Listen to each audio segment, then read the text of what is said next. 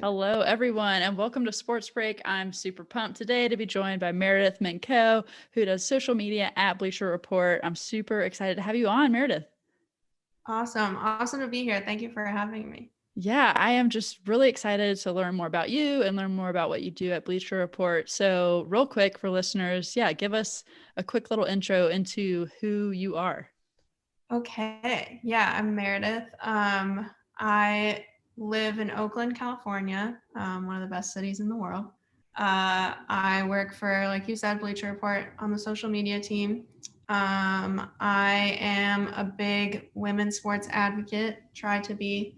And yeah, do photography for fun on the side, sometimes shoot games when there were still games going on for people to actually work at.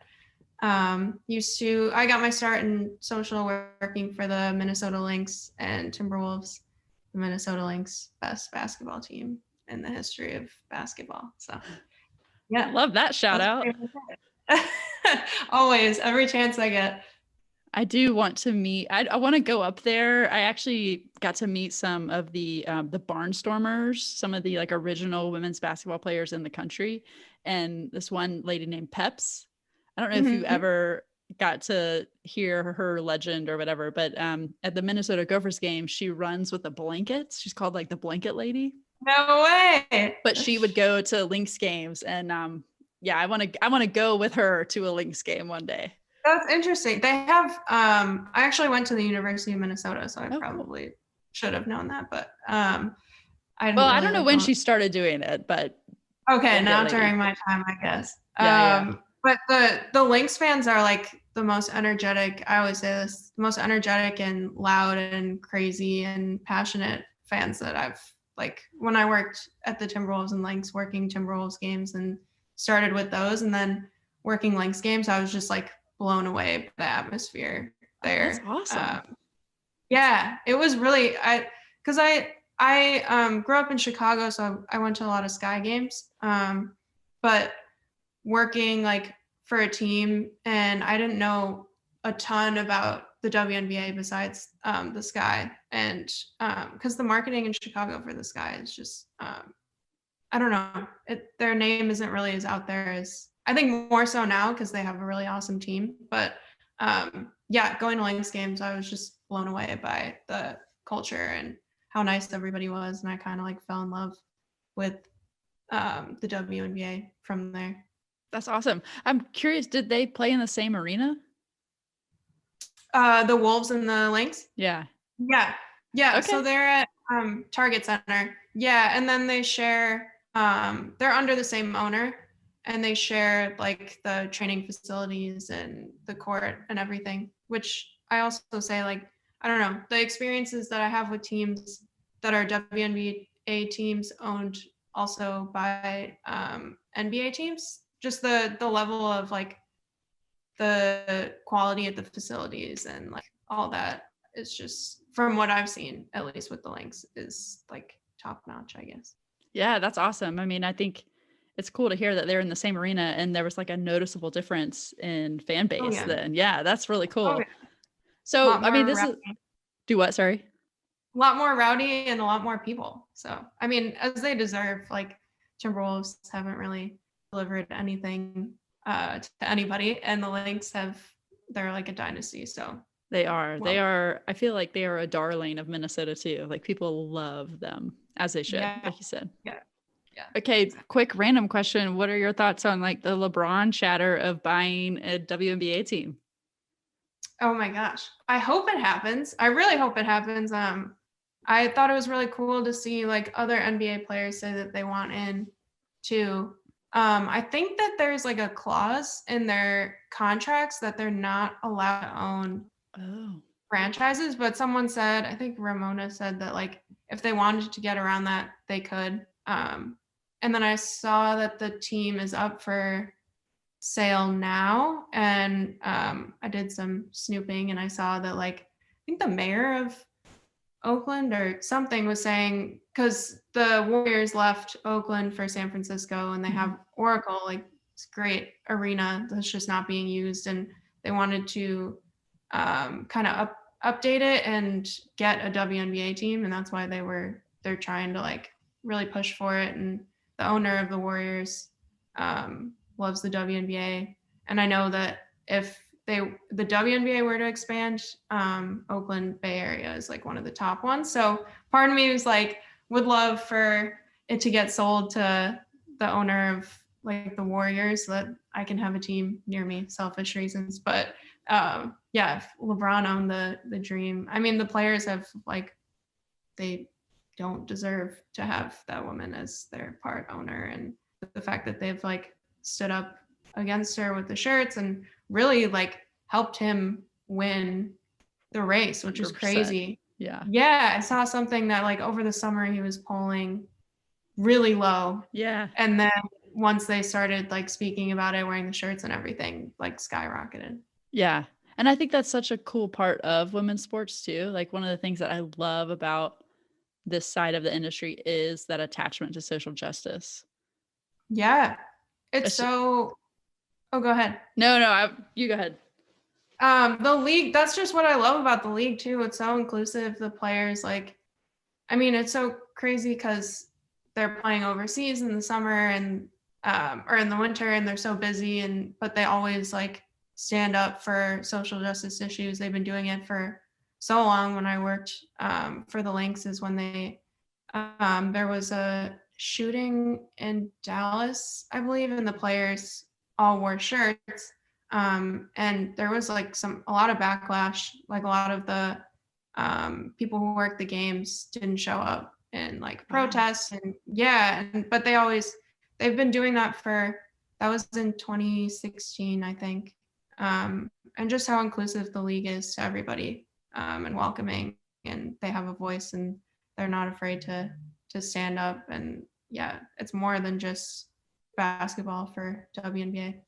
Yeah, and even in soccer, like the supporters groups that are just so welcoming and like absolutely shut down any form of like negative talk, racism, or like homophobia or anything like that. Yeah, it is. It's unique and it's special and it's beautiful. And I hope that it never changes in the women's side. I hope it just, starts to really trickle into the men's side, honestly.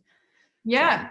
I feel like I mean, definitely this past summer, but yeah, a lot of the players say like they're the first ones to say, WNBA players were the first ones some of the first to stand up and really use their voice, even if it comes with negative energy from people who, I mean, you don't want in your fan base anyway. They've never been afraid to say like, if you don't stand with these things with us, like you don't have to support. I don't know. They're not worried about it. Yeah. Stuff, which I think the NBA is getting there, but yeah, WNBA definitely leads the charge with that. Yeah. So, I mean, awesome. I'm sure to have worked in that realm and to see it firsthand. Yeah, that's amazing. So, but taking a step back real quick, like what's your personal sports history? Did you play? Do you still play like pickup anywhere? Yeah, well, I can't now, but I played basketball till the end of junior high. Proudly rode the bench as a post player because I was like, I don't know, 5'6" in junior high or something. But the girls in front of me, one of them played at Stanford. So I was fine riding the bench because I don't know, I get hit in the face one time and I'm out. I'm good on that. But and then I played softball growing up a little bit. And then where I work at BR before the pandemic, everything, we would all my coworkers, they give us like a discount to Equinox. And it's interesting because all the NBA players that are in town to play, the Warriors always stay at the hotel right next to Equinox. So they all work out in the same gym that we were using. So you just walk around and see, like LeBron was working out next to me one time, and sometimes they'll be on the court, but everybody that I work with, I would play pickup with them, also super bad, and I was the only girl always. Represent. Yeah, I like to shoot around for fun when I play in the pickup games. I went like 0 for 6 once, and they just were like, keep shooting, and I'm so out of shape. I'm like, I can't breathe, and I'm like, this is just embarrassing. It's the more I shoot, the more like exhausted I'm getting, and the further the ball is getting from the rim, and it's just bad. I have a mid range, and that's pretty much it. That's awesome to still be active though. What do you think about sports? And this is always one of the questions we like to talk through is like, what did sports teach you? But what do you think about it is still like so attractive as you grow up to be a part of it? Yeah, I think now that I mean, I play pickup even though I'm bad because I hang out with all my friends. It's a way for us to like connect and have fun and unwind from work and just like build up that relationship, I guess. And then in terms of like not even just playing, but being in the community, watching everything like through Twitter, I've met so many people through NBA Twitter and WNBA. Everything is such a community, and just being able to talk about the game with other people. I've made so many friends, and it goes even further than just sports. Like we get to talk about other things that we're interested in outside of sports world, just because we've been connected through the sports world. And yeah, it's not just the actual sport itself. It's like the community and the connection that that plays a role in. And I think that's what I've like attached to a lot in the recent years. Just community and stuff, especially on Twitter. Yeah, I mean that's our virtual, stands right now where we're all sitting around watching the game. But you're right, it's like the sports are like a great unifier. I mean, that's what's so amazing to me about the Olympics every 2 years that they have them, like we could be in the middle of catastrophe and yet here we are, and you're pulling just for people to do well. Yeah, it's crazy. Yeah, the Olympics is always great too, because my family like knows nothing about sports and like me working in sports. They support what I do, and they try to.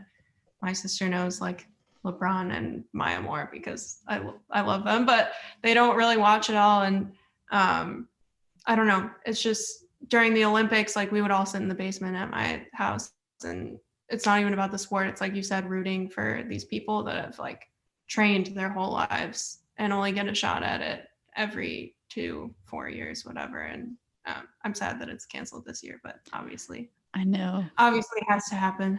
Yeah, but I just am so heartbroken over the people that was like, this was their one time, like they're going to age out or whatever. And it's just like, oh gosh, I know. I can't imagine. That's what I was talking about with my coworkers, like gymnastics, and like there's such a small window in gymnastics, from what I understand. And like, yeah, like you said, you get one shot and then you age out, and to have that taken away is tough. Yeah, maybe we could do someone needs to organize like another one later on, just or like a virtual one. Like, I don't know, they're all doing it from I don't know how that would work, but that would be insane. Yeah, I know there's like conflicting reports. Who knows when this airs, what they've decided about the Olympics, but we could make predictions. Yeah. Should we do that about the Olympics? I don't know. I don't know if we want to wager any pandemic related predictions, but no, I'm an Olympics nerd. I try to find like the sports that no one else is like getting promotion for, and I like tune it. Like archery blows my mind at how good they are. I can't get I've never watched. I should. And curling. I think everyone got into curling last Winter Olympics, but like we need to get curling into America. We need to, not just up north. We need to start having curling rinks everywhere, I think. Curling, I've watched it a couple times. Archery, I've done archery at like a summer camp, but I've never so you watched, like, know how hard it is, right? And like how it hurts hard. When it like look, I'm telling you, sport. It is amazing to watch them. So you'll definitely do it. You do archery? No, I'm same. I did summer camp. But like watching them, just like, they're how far away? Excuse me, and like just trying to think through that, and I don't know. It's just amazing. So yeah, it's pretty cool. There's a lot of those though, like the also the winter one where they skate or they ski and shoot.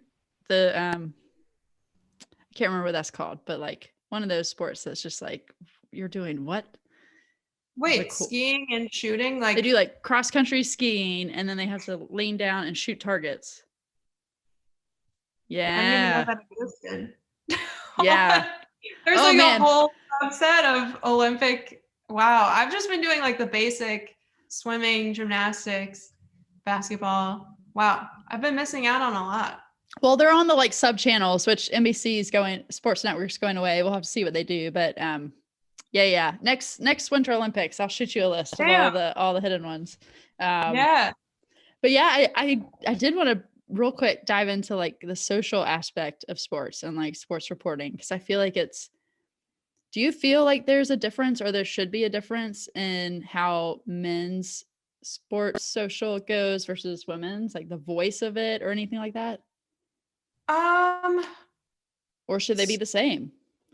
Speaking from like, I guess the company that I work for and post for, I think I try to keep it equal, and I try to. We have a team, like a special WNBA team of like a group of us that are really passionate about it and are trying to drive increase the coverage, like national coverage for Bleacher Report. And in terms of that, I try to keep it the same language and the same like coverage wise. But then we have Highlighter, sub brand of House of Highlights, women's brand that Ari runs, and she's amazing. And she has her own special voice. They've told her like, this is your account, should be in your voice and your words, and she does a great job with it. And then there are a ton of other ones like on her turf. Mm-hmm. My friend Cam at W Slam does a great job. So I think if it's like a specific women's vertical, there's definitely room for like a different type of coverage and a different type of voice. And I think that's awesome. But I think when it comes to like where I work and Bleacher Report, and I'm posting everything on our national platform, I think the goal is a little different because I'm trying to bring in a broader audience and catch their attention and maybe shine a light on a sport that they, or not even a sport, it's the same sport, but like a different league that they don't know as much about, and kind of like ease them into it. And I think the easiest way to do that is to treat it like basketball is basketball. So it shouldn't be that hard for you to learn just the players and then appreciate the game. So it's kind of a confusing answer, but no, it's not confusing at all. And I love that. I love that too. And I think that like selfishly, I wish some like teams that own both the men's side and women's side would do that, because I feel like women's teams get like promoted to kids too much. And it's just like, yeah, great, we want them there, but like, no, they're not the ones that can buy tickets. Like we need to reach out to adults. Yep, that's funny because I know WNBA, they do like the camp days in the summer, and like it's so loud in the arena because the kids are just screaming. But it's a specific day for each team where they go on a field trip to a WNBA game, and it's cool because it's boys and girls, which is I know we need to like start introducing younger generations to WNBA because now they can have like young girls, and it's super important for boys too to know who these players are, and for young kids to see role models that are the same gender as them, or whatever they identify with. And but I do agree that a lot of the women's, it's that, and then they're also expected to automatically be role models. And I don't know that that is necessarily true for that. I don't know that NBA is held to the same standard, or NFL. Like women are expected to just be these perfect role models. And I know a couple, like Diana Taurasi in interviews has said, like, I don't know if it was her specifically. There are a couple of players that I've heard, like, I don't have to be a role model. I'm trying to be like my own person, I guess. And I think that there's more of a pressure on women to do that than men. It might be a 100%. Yeah. I mean, you see it in tennis too, how like Serena gets slammed for saying or like arguing with the ref, and like whatever his name is, not Djokovic, although he does some too, but like there's one guy who like broke a racket and it's like, oh, he's so passionate. Yep. Yep. Ah, Exactly. There's slam my that, phone. and I'm glad now that people are like calling it out, especially on social. It gives it like you're really pressuring. Like a couple weeks ago, no shade to AP Sports, but when Becky Hammond, when Pop got ejected from the Spurs game, Becky Hammond stepped in and became the first woman to coach an NBA game, because I know she was doing summer league before, but this was like first, historic. And AP Sports said she was the first woman to direct a team. And like that might not seem like a big deal, but like language, especially in women's sports, like it makes a huge difference, because by saying someone's directing, like I've never heard anyone say a man was directing a team. Right. And it just like takes away a little bit from that. And I did some digging, and I like did a Twitter search of because people were saying that Tim Duncan had also taken over and coached during a game once, and I kind of did an advanced Twitter search to see what their copy was on that when he did it, and they said coached, so I put them together and like put it out there. And probably not, I don't know, I think it's good for awareness, but it gives, like, social is a great way to call these things out and hold people accountable, and you can kind of tell that brands have like started to catch on too. I can't remember exactly what your question was, but no, that was great. Yeah. Well, and that's true. Like that's the stuff too that I think people don't realize, but it matters. And like I'm sure you being social media person, like how things look and what words you use matter, but like that matters. And I think too, like not trying to bring up negativity, but like when people show the kind of abuse that they get, like Sarah Spain recently has like just been like constantly showing what she gets, emails she gets, and it's just like, no, you need to see the differences here and like what needs to still change. So yeah, that's awesome. yeah. Good on you. Yeah. It's a little aggressive, but sometimes you gotta call things out, I guess. Yeah, to make progress. Sometimes you do. Yeah. Well, so real quick, your last question I'll have for you in this main segment, but I'm curious, just, it sounds like you've, gotten to work in a lot of avenues and cover a lot of things. I'm curious to hear who's your favorite athlete back when you were a kid that you really looked up to, and then like since adulthood or like currently. So growing up, I actually started watching NBA. I mean, I grew up in Chicago, like I said, so I grew up going to Bulls games, but I really got like hooked on it in college. So I was kind of late to that. But growing up, I remember we were in New York, and I forced my parents to take me to the Nike store because Lisa Leslie was there and signing basketballs. And I didn't even know like that much about her, but she was so tall and like so cool, like commanding presence. So I waited and got a ball signed. I remember that my parents were like, they barely knew who she was. And I was like, I need to go to the Nike store. But Awesome. and then growing up in Chicago, obviously way too young to watch Michael Jordan. Like I went to games when I was a baby and he was playing, but the Bulls team that made me fall in love with basketball was the Derrick Rose, Jimmy Butler, Taj Gibson, 2011 Bulls. So I fell in love with Jimmy Butler. He's been my favorite player ever since. And then when I worked for the Lynx, Maya Moore, I mean, she's my favorite athlete all time now. So it's more like later in my life, I guess, because I was kind of late to the sports world. Yeah, that's awesome though. And I mean, Maya Moore, yeah, I was about to bring her up. I was like, oh my gosh, we could talk for an hour about her and just how impactful she is and amazing on and off the court. I mean, just a true legend. So that's awesome. I'm hoping she comes back, but I understand that she's freeing people from jail and doing amazing things. So yeah, we'll see. She still never said the word retire. So she's dangling hope. I know. As a Lynx fan, it's very tough. But Yeah. we all support Maya, whatever she wants to do. But it's That's crazy right. to think like she literally was in her prime, like Jordan. I mean, she is in her prime still, and to walk away from that is so cool to do something else with her life, and hopefully she doesn't retire. But if she does, like she's already one of the greatest of all time. And yeah. Yeah. I mean, when you put it like that, that is truly remarkable. And I know people have covered her, but I wish that side would come out more. Like she was at the top of her game and walked away. Yeah. Yeah. And what does that Yeah. mean? Yeah. That they're more than just players, right? They're people and they have passions, and yeah, that's pretty neat.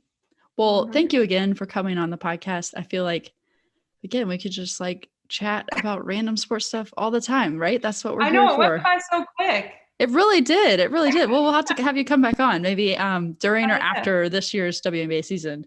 But where can Yeah. people find you, follow Bleach Report, all that stuff? Oh yeah. Let's see. My personal stuff is MURRMINKS on Twitter and Instagram. And then yeah, I work for Bleacher Report. If you would like to follow them, they have enough followers on there already. But yeah, that's where you can find me, I suppose. Awesome. Well, we'll put all those in the show notes, and just thanks again for coming on. Oh yeah, thank you so much. This was fun.